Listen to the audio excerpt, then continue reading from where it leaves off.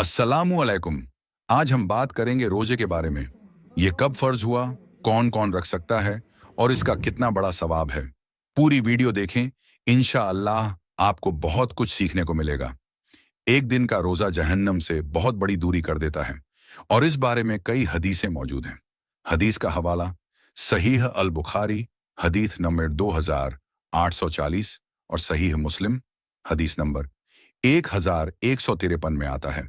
नबी करीम ने फरमाया, जो बंदा अल्लाह की राह में एक दिन का रोजा रखता है, अल्लाह ताला उसके चेहरे को जहन्नम से 70 साल की दूरी तक दूर कर देता है। हदीस की तफसीर, ये हदीस बताती है कि एक सच्चा रोजेदार अल्लाह के करीब होता है और रोजे की बरकत से वह जहन्नम से बहुत दूर हो जाता है। 70 साल की दूरी का मतलब यह भी हो सकता है कि जहन्नम से इतनी दूरी बना दी जाएगी कि वह कभी भी उस आग के करीब न जाए। कुछ उल्मा कहते हैं कि यह दूरी और भी ज्यादा हो सकती है, क्योंकि अल्लाह की रहमत हर चीज से बड़ी है। रोजे की अहमियत, रोजा सिर्फ भूखा प्यासा रहने का नाम नहीं, बल्कि यह एक ढाल, शील्ड है जो इंसान को बुराइयों और जहन्नम की आग से बचाता है। यह भी कहा गया है कि रोजेदार को जन्नत में बाब उर रैयान नाम के खास दरवाजे से दाखिल होने की इजाजत मिलेगी, जो सिर्फ रोजेदारों के लिए है। सहीह बुखारी हदीस 1996।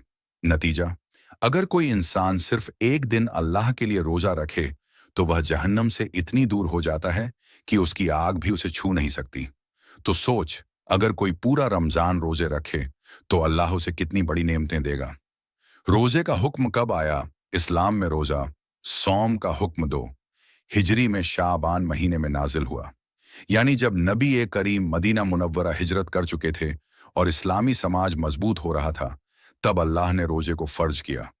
कुरान की कौन सी आयत में रोजे का हुक्म दिया गया? रोजे का हुक्म सूरह अल बकरा में आया। ए ईमान वालों, तुम पर रोजे फर्ज किए गए जिस तरह तुमसे पहले वालों पर फर्ज किए गए थे, ताकि तुम परहेजगार बनो। यानी रोजे का हुक्म सिर्फ उम्मत ए मुहम्मदिया पर ही नहीं, बल्कि इससे पहले की उम्मतों पर भी था। पहले रोजे का अमल कैसे हुआ? जब 2 हिजरी में रोजे का हुक्म नाजिल हुआ तो सहाबा इकराम ने फौरन इसे कबूल किया। पहले रोजों का तरीका थोड़ा अलग था। पहला, अगर कोई शख्स इफ्तार के बाद सो जाता तो अगली रात तक कुछ खा पी नहीं सकता था। दूसरा, बाद में अल्लाह ने रहमत फरमाई और यह नियम खत्म कर दिया, जिससे सहूलत हो गई। रोजे की अहमियत और पहला रमजान। पहला रमजान 2 हिजरी में आया और इसी साल गंजवा ए बद्र भी हुआ। सहाबा किराम ने रोजा रखते हुए ही जंग लड़ी और फतेह हासिल की।